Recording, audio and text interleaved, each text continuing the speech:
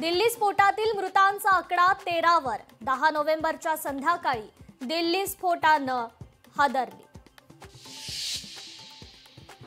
दिल्लीतील लाल किल्ल्याजवळ झालेल्या स्फोट प्रकरणात तपास यंत्रणांच्या हाती मोठे धागेदोरे।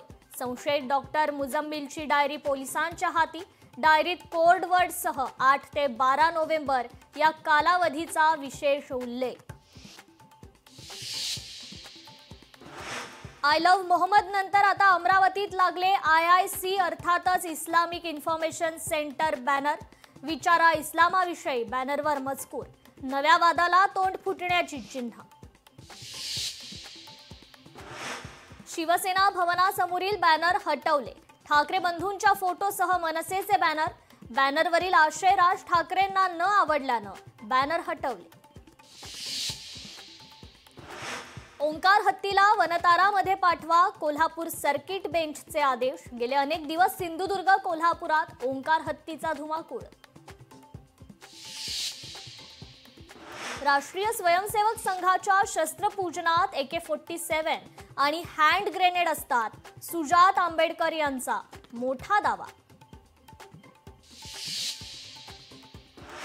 मुंबई स्वच्छ करण्याच्या गप्पा करणाऱ्या आदित्य ठाकरेंच्या वरळी वॉर्डमध्ये कचऱ्याचा ढीग।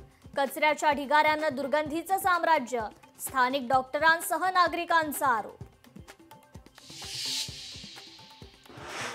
मुंबईत सुशोभीकरणाच्या नावाखाली खर्च करण्यात आलेले 100 कोटी धुळखात पडून मुंबईत सुशोभीकरणाची दुरवस्था।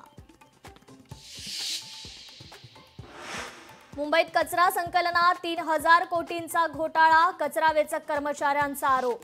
धोकादायक गाड्यांमधून प्रवास करतायत कचरा वेचक कर्मचारी।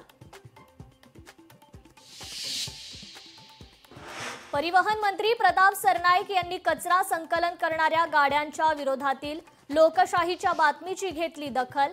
सरनाईकांनी या गाड्यांवर कारवाई करण्याचे दिले निर्देश।